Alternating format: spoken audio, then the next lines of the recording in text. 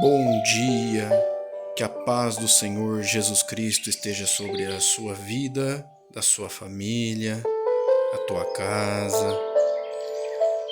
Hoje vamos para mais um dos resumos dos livros da Bíblia. Eu peço a todos, por favor, que se inscrevam no canal, que eu estarei orando diariamente pela vida de cada inscrito. Ative as notificações na aba Todas, para receber meus vídeos, minhas orações. Deixa seu like para que o YouTube entenda que é um bom conteúdo, dele divulga o canal para mais pessoas e compartilhe essa mensagem. Compartilhe esses vídeos porque você estará abençoando a vida das pessoas, compartilhando tudo que vem da palavra de Deus, do nosso Senhor.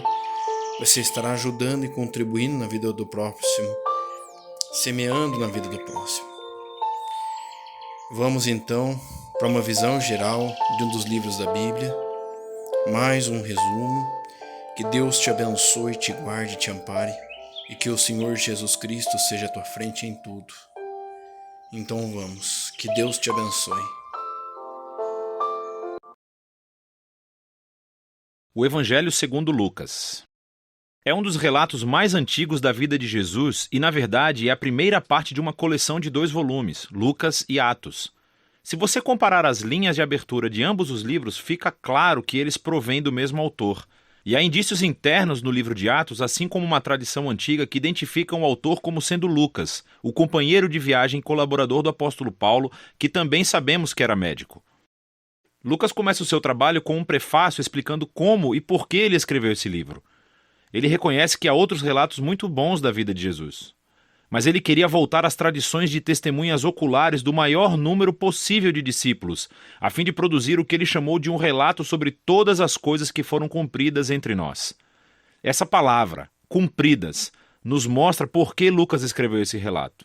Para ele, a história de Jesus não é apenas uma história antiga.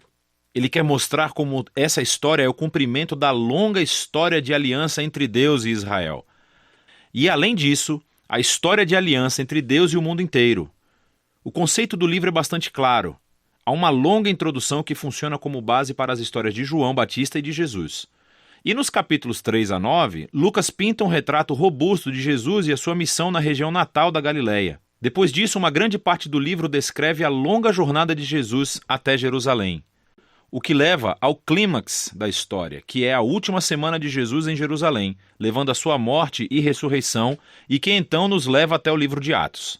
Neste vídeo, vamos nos concentrar apenas na primeira parte do Evangelho de Lucas. A introdução é longa e conta as histórias em paralelo do nascimento de João Batista e Jesus. Há um casal idoso de sacerdotes, Zacarias e Isabel, uma jovem solteira, Maria e José. Ambos recebem uma improvável promessa divina de que terão um filho. E ambas as promessas são cumpridas quando João e Jesus nascem. E ambos os pais cantam poemas de celebração. Essas canções de poesia ecoam textos do Antigo Testamento, salmos e profetas, mostrando como essas crianças cumprirão as promessas antigas de Deus. Mas esses poemas também descrevem o papel de cada criança na história que irá se desenvolver. João é o mensageiro profético que foi prometido na Torá e nos profetas, aquele que irá preparar Israel para se encontrar com o seu Deus. E Jesus, ele é o rei messiânico prometido a Davi, que irá trazer o reino de Deus sobre Israel e a bênção de Deus para as nações, exatamente como ele prometeu a Abraão. Depois disso, Maria leva Jesus ao templo de Jerusalém para a sua dedicação. E 2 profetas idosos, Ana e Simeão, veem Jesus e reconhecem quem ele é. E Simeão canta a sua própria canção, um poema inspirado pelo profeta Isaías. Ele diz que esta criança é a salvação de Deus para Israel e que ele se tornará luz para as nações. Assim, com toda essa antecipação, a história avança para a próxima sessão principal, onde Lucas apresenta Jesus e a sua missão. Ele prepara a história com o movimento de renovação de João no Rio Jordão, onde ele clama por um novo reino de Israel, arrependido e comprometido com uma nova vida através do batismo. Ele está se preparando para a chegada do reino de Deus. E então Jesus aparece como o líder desse novo Israel, e ele é marcado pelo Espírito e pela voz de Deus que vem do céu. Ele é o Filho amado de Deus. Depois disso, Lucas segue com a genealogia e traça as origens de Jesus, primeiro até Davi, depois até Abraão e por fim até o início da história de Adão, no livro de Gênesis. Lucas afirma aqui que Jesus é o rei messiânico de Israel que trará a bênção de Deus não apenas a Israel, a família de Abraão. Ele veio para todos os filhos de Adão, para toda a humanidade. Depois disso, Lucas estrategicamente relata a história de Jesus seguindo rumo à sua cidade natal, Nazaré, onde ele inicia a sua missão pública. Em uma reunião na sinagoga, Jesus se levanta e lê do livro de Isaías dizendo: "O Espírito do Senhor está sobre mim, para pregar boas novas aos pobres e liberdade para os prisioneiros, nova visão para os cegos e libertação aos oprimidos." Agora, assim como os outros evangelhos afirmam, esse Jesus apresentado é o rei messiânico que traz as boas novas do reino de Deus.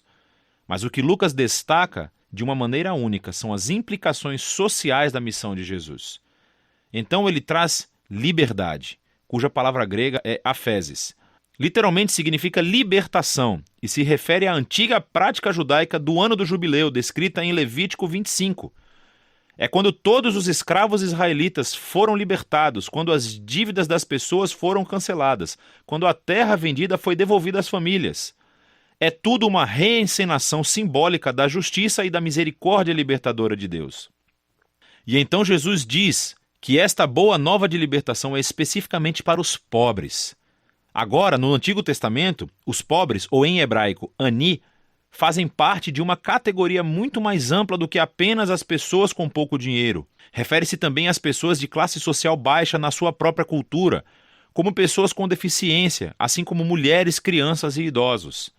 Também pode incluir pessoas forasteiras, como pessoas de outros grupos étnicos ou pessoas cujas más decisões de vida colocaram-nas fora de círculos religiosos aceitáveis. E Jesus diz que o reino de Deus é especialmente uma boa nova para essas pessoas. Então, depois disso, Lucas imediatamente coloca diante de nós um bloco grande de histórias, mostrando-nos como é a boa nova de Jesus para os pobres. Ela envolve a cura de uma mulher doente acamada, ou de um homem que tem uma doença de pele, ou alguém que esteja paralisado. Há histórias aqui também sobre Jesus acolhendo na sua comunidade um cobrador de impostos, Levi, que não é financeiramente pobre, mas um forasteiro social. Há uma história sobre Jesus perdoando uma prostituta. Lucas nos mostra como o reino de Jesus trouxe restauração e inversão das circunstâncias de uma vida inteira. Ele aumenta o círculo de pessoas que são convidadas a descobrir o poder de cura do reino de Deus. E como a missão de Jesus atrai muitos seguidores, ele faz algo ainda mais provocativo. Ele forma essas pessoas em um novo Israel, nomeando sobre eles os 12 discípulos como líderes correspondentes às 12 tribos de Israel. E então Jesus ensina seu manifesto de um reino invertido, ou como Lucas o chama, o sermão dado na planície. Ele diz que o amor de Deus pelo forasteiro e pelo pobre significa que o seu reino traz uma inversão em todos os nossos sistemas de valores. Ele está aqui para formar um novo povo alternativo de Deus que responderá ao convite de Jesus praticando uma generosidade radical de serviço aos pobres. Pessoas que vão liderar através do serviço de uma vida de paz e perdão.